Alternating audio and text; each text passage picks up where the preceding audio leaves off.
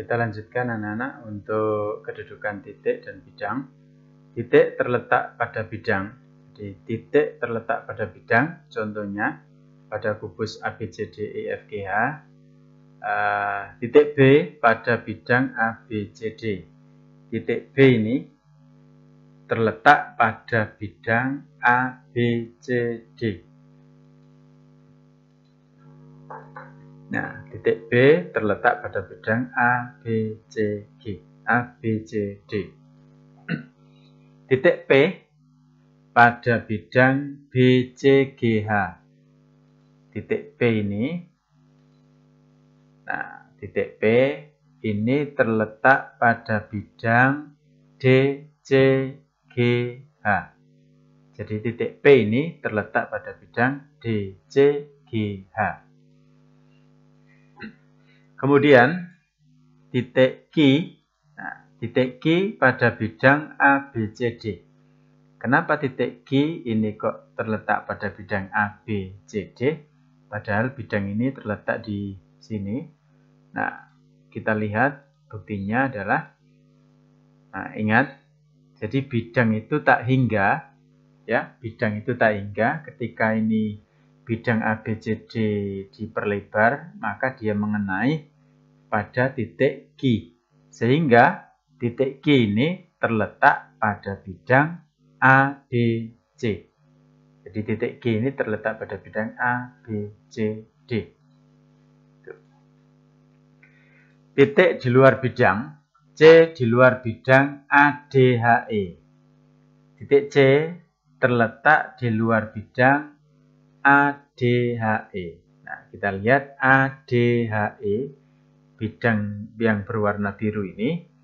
Jadi titik C ini terletak di luar bidang. Jadi tidak menempel di bidang ADHE, tidak, tapi dia di luar. Gitu. Nah, kita perlebar, hasilnya seperti ini, pun juga masih tidak mengenai titik C, sehingga dapat disimpulkan C ini, titik C berada di luar ADHE. Nah, titik P sekarang, kita lihat titik P di luar bidang BDG. Ini P ya, ini titik P terletak di luar bidang BDG. Mana itu BDG? Yaitu berwarna kuning, BDG. Ini adalah bidang BDG. Nah, ternyata titik P tidak mengenai bidang BDG, sehingga titik P ini di luar atau dia terletak di luar bidang BDG. Kemudian kedudukan dua buah garis. Contoh kedudukan dua garis pada kubus ABCDEFGH. Yang pertama, saling berhimpit. Saling berhimpit itu berarti dia menempel menjadi satu, yaitu titik AB dan AB.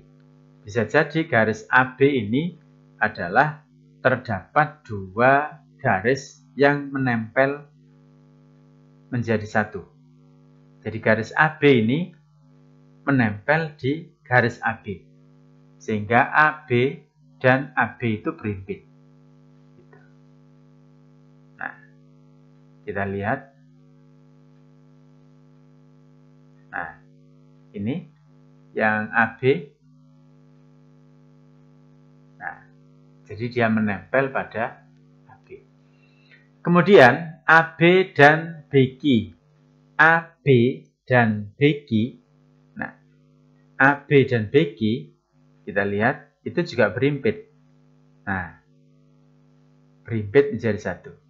Jadi garis ABQ ini adalah sebuah garis yang menjadi satu. Karena garis AB ketika dilebarkan juga akan mengenai garis BQ.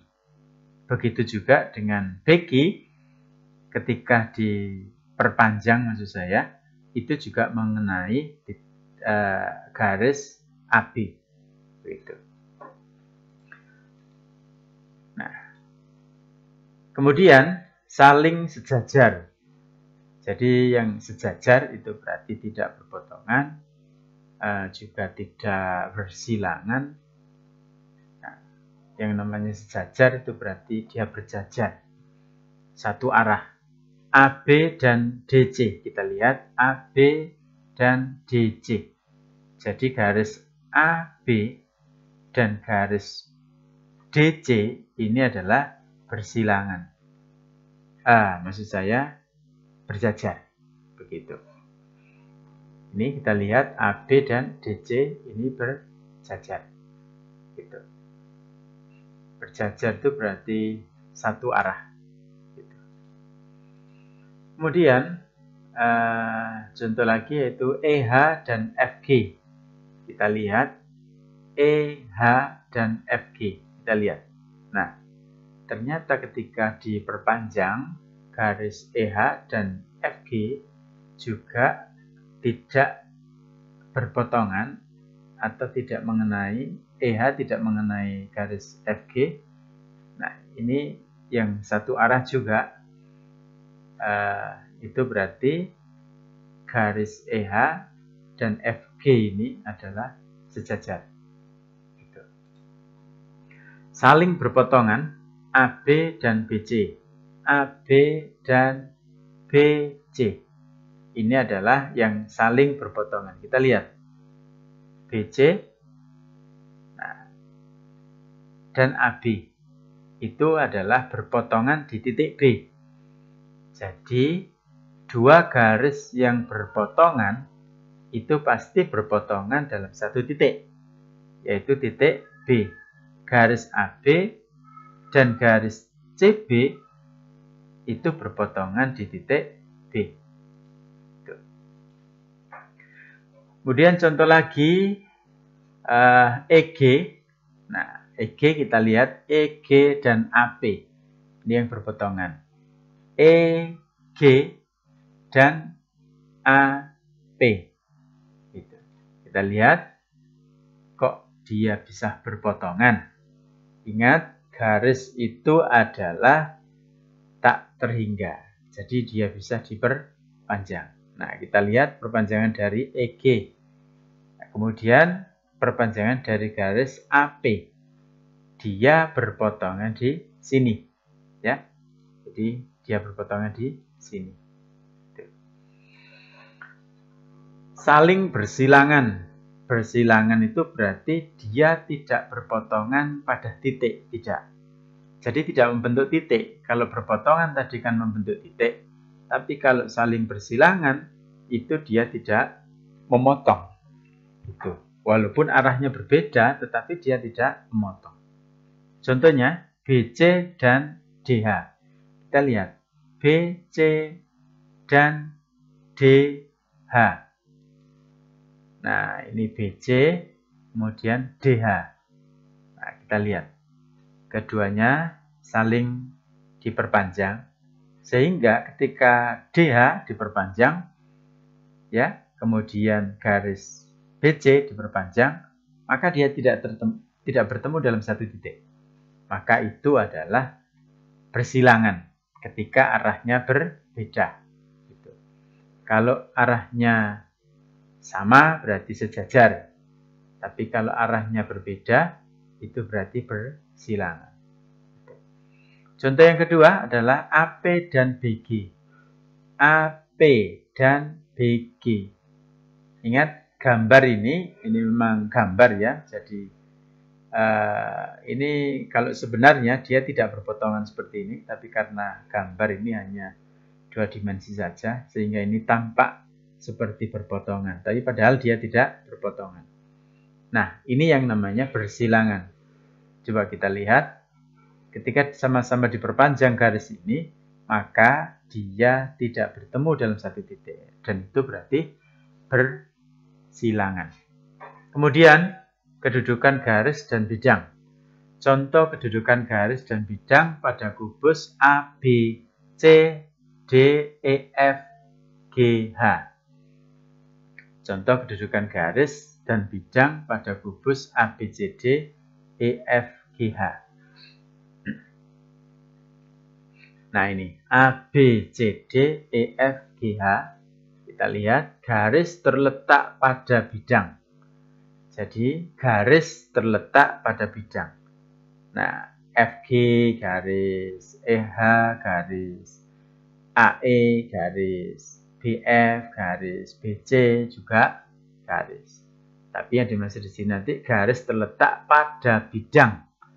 Jadi garis itu terletak pada bidang. Sekarang kita lihat BC, garis BC ini terletak pada bidang ABCD. Nah, ini ya, garis BC terletak pada bidang ABCD. Jadi dia berada di bidang ABCDE, ABCD.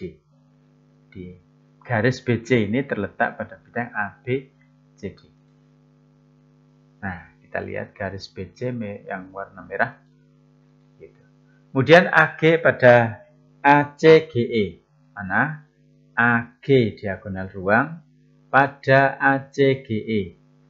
ACGE. Nah, pada bidang ini. Sehingga garis AG ini terletak pada bidang ACGE.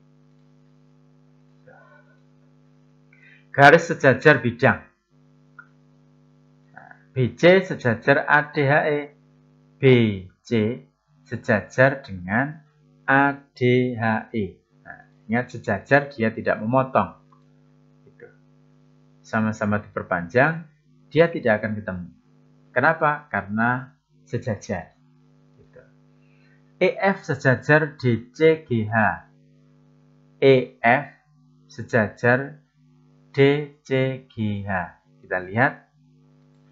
Nah, garis DCGH dan maksud saya bidang DCGH dan garis EF ini tidak bertemu. Ya, ingat ini adalah karena ini gambar ya, gambar 2 dimensi saja. Maksudnya gambar ini yang gambar tidak tampak secara utuh begitu kan, ini hanya gambar ya. Jadi kalau ini yang sebenarnya begitu, garis EF itu adalah sejajar dengan bidang DCGH. Garis memotong atau menembus. Kita lihat AB memotong BCGF. AB memotong BCGF. Nah, BCGF AB itu kan garisnya begini, menuju ke dan menembus bidang BCGF, sehingga ini istilahnya adalah memotong atau menembus bidang AB, garis AB memotong bidang BCGF. Gitu.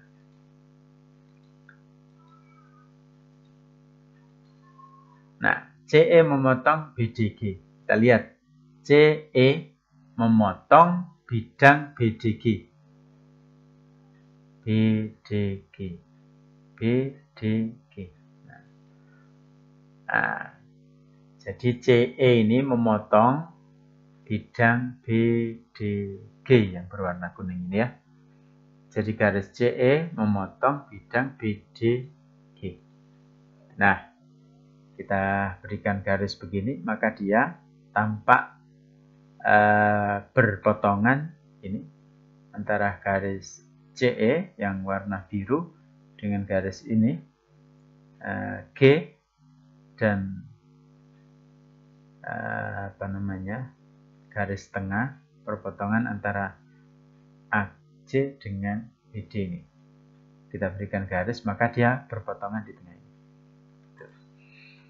Kemudian anak-anak, kedudukan dua buah bidang. Nah, contoh kedudukan dua bidang pada kubus ABCD saling berimpit. ABCD berimpit dengan ABD. Nah, saling berimpit, dia menempel menjadi satu. Nah, jadi garis bidang ABCD dia juga berada pada bidang ABD. Begitu juga dengan bidang ABD menempel pada bidang ABCD. ABD dan BCD. Nah, B, C, D. Karena ketika sama-sama diperlebar ini, garis bidang kuning dan bidang yang biru, ketika sama-sama diperlebar, maka dia akan berhimpit. Saling sejajar B, C, G, F, dan A, D, H, E. B, C, G, F, itu ini. Nah, yang biru. Dan A, D, H, E. Nah, ini sejajar. Dia tidak akan pernah ketemu atau memotong. Ini pun juga ketika diperlebar pun juga tidak akan ketemu atau memotong. BDG dan AFH. BDG yang warna merah dan AFH yang warna kuning. Ini adalah sejajar. Arahnya pun juga sejajar, sama. Saling berpotongan. Kita lihat ABFE. ABFE. Nah, yang ini ya, yang biru ini. Berpotongan dengan BCGF. Dia berpotongan pada satu garis. Jadi kalau ada dua bidang itu berpotongan, maka dia membentuk garis perpotongan, yaitu BF ini. Tapi kalau dua garis yang berpotongan, maka dia berpotongan pada satu titik. Kita lihat lagi. Nah, ini berpotongan pada BF tadi ya. ACGE dan BDG. Kita lihat. ACGE dan BDG, dia berpotongan. Gimana perpotongannya? Nah, kita lihat. Ini adalah perpotongannya. GG aksen. Terima kasih anak-anakku. Kemudian saya berikan link untuk latihan. Silakan dikerjakan. Terima kasih atas perhatiannya. Assalamualaikum warahmatullahi wabarakatuh.